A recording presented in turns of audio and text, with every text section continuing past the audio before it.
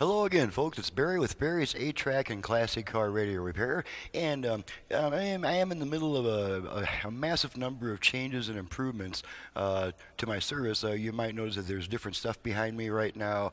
There's just all kinds of stuff going on. I haven't made a video in a little while, and I have no idea how to use this system anymore, so you'll have to bear with me.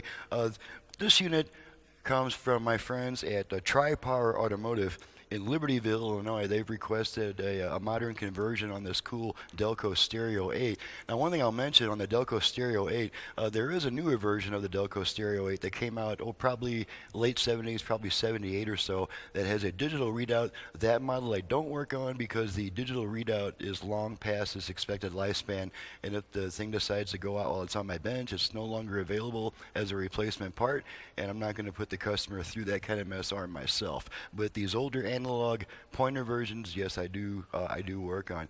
So let's go ahead and turn this thing on. I have it currently set to FM. And now this little stereo light here, its original purpose was to let the customer know that a stereo tape was playing, since it was an AM 8-track originally, and the only stereo source was the tape. I've reassigned this light to light up only when an FM stereo broadcast is being received. Gives it a little bit more of a familiar feel. And even though there's no FM dial, at least you'll know that your FM station is locked in. So let's go ahead and run all the way up and down the FM dial. Make sure we pick up a good 25 or 30 stations. First thing. I know you probably can't see the dial. In fact, Schneiderman had a voice in the Me Too movement, speaking out against the... Join us each weekday right here.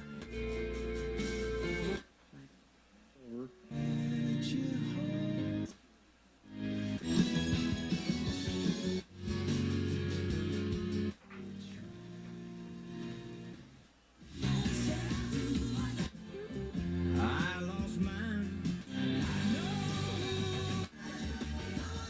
Do forget about the Iranian deal. Release. Okay, that's about 15 FM stations so far. A seafood restaurant. Could have been better. Your offer is. Hey, Is everyone sleeping? Working with.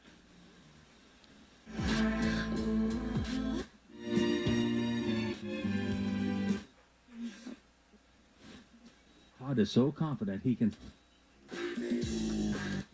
7:09 on your Tuesday. We've About 26.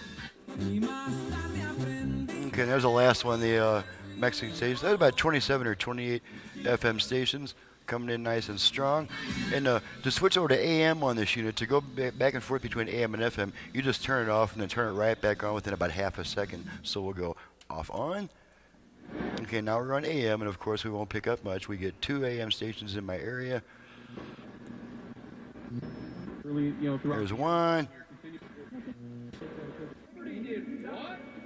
Okay, that one normally doesn't come in, so there's an extra one, a bonus station. Should be one more coming in pretty soon.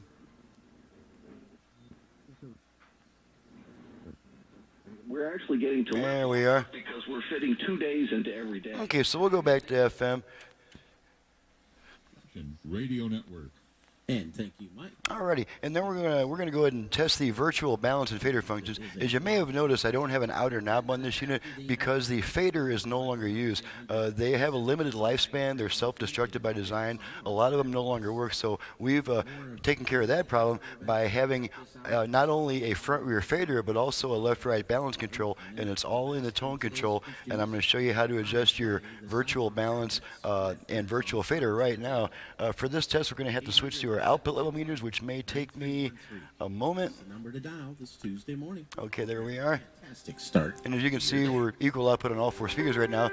What I'm going to do, I'm going to activate my virtual front rear fader, and the way we do that, and it's in the instructions as well, is we rotate our tone control twice to the right. So first I'm going to rotate my control to the center so I've got room to rotate it, and here we go, twice to the right.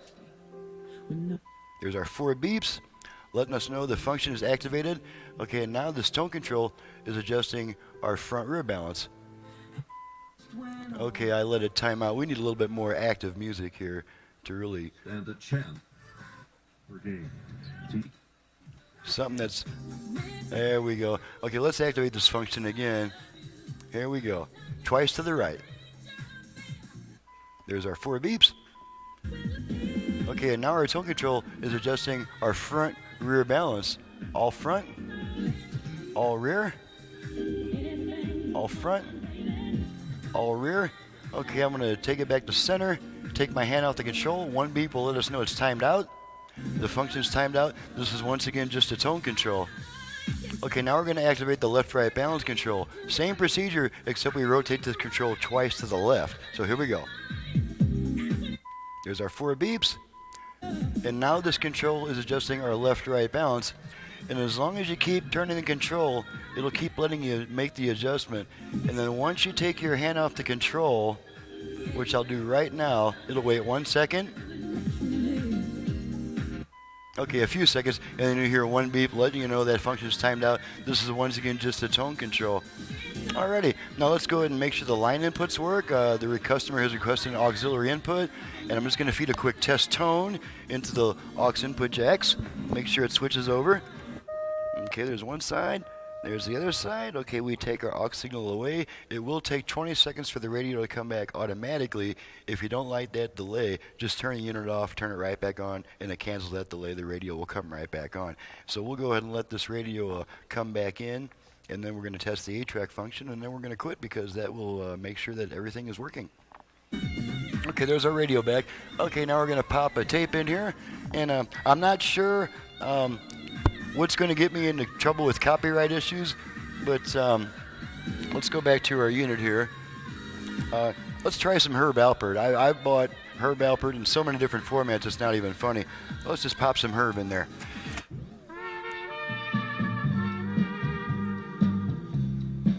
It will make the song short.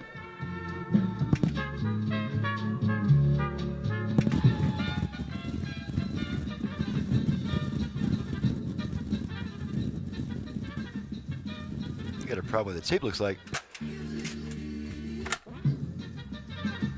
There we go.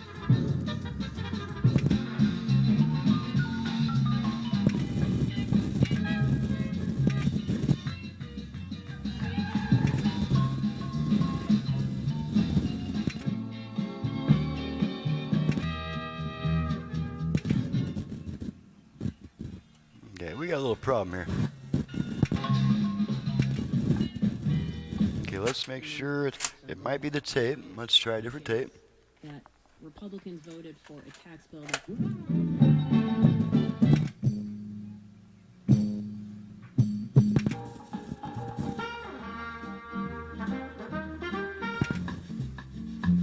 I did just make a number of new test tapes that I have not really broken in yet, so that's to be expected.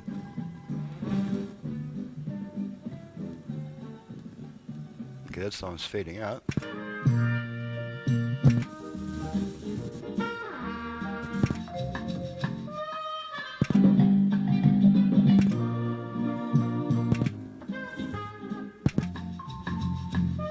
Okay, let's eject the tape, and we do that. You can't just pull it out, but also if you press the leftmost station button very lightly, it'll eject the tape without throwing the station out. Let's try another tape. Northam in Virginia, Connor Lamb in Pennsylvania.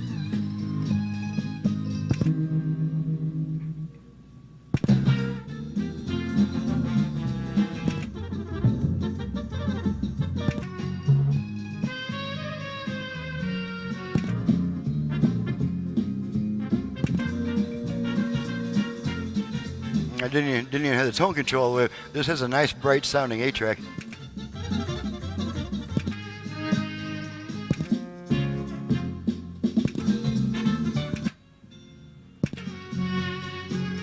Okay, try another tape. middle-aged white. Let's see you try some Brownie Aldrich. Good job. The Whoever he is.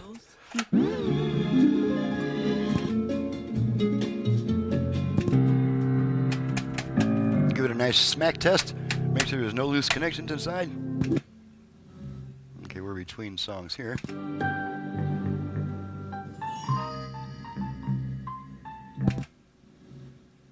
And we're between songs here. We might be getting close to track change. Automatic track change. Nope. Start the next song. Okay, let's try another tape. Track record that it will take to Let's try little Anne Murray. Washington and bring Joe Trippy. It's wrong, my mouth today. These words.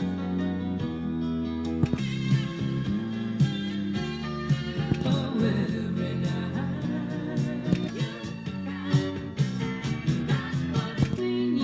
Okay, as we can see, we've got nice, punchy, consistent sound. Okay, no loose connections or anything. I just have to make note of that first tape is not any good. Had to get rid of it. Okay, so let's eject the tape. Make sure the radio comes right back on. Is exactly. And there's our radio back. Personal. Okay, partisan. that concludes the test. Everything is working properly. She's ready to go back to the customer, and I'm ready to get on to the next job. I think we might be getting ready for some family to come this weekend, so I might be getting back to doing some of that kind of stuff. This is Barry with Barry's 8-Track and Classic Car Radio Repair. Needless to say, I have changed my policies a little bit. I'm no longer really reachable by phone due to my intense workload of units from all over the country, restoration shops, individual customers, home units, car units, etc. However, calling my number will turn you on to my websites, which is also in the description below. So if you want to reach me to get a unit repaired, you can call me at 928-533-9666, and then simply follow the instructions in the message that will come on when you call. My website is in the description below, and I also have a simpler website that you'll get if you call my number. Thank you very much for watching and listening. We'll see you next time.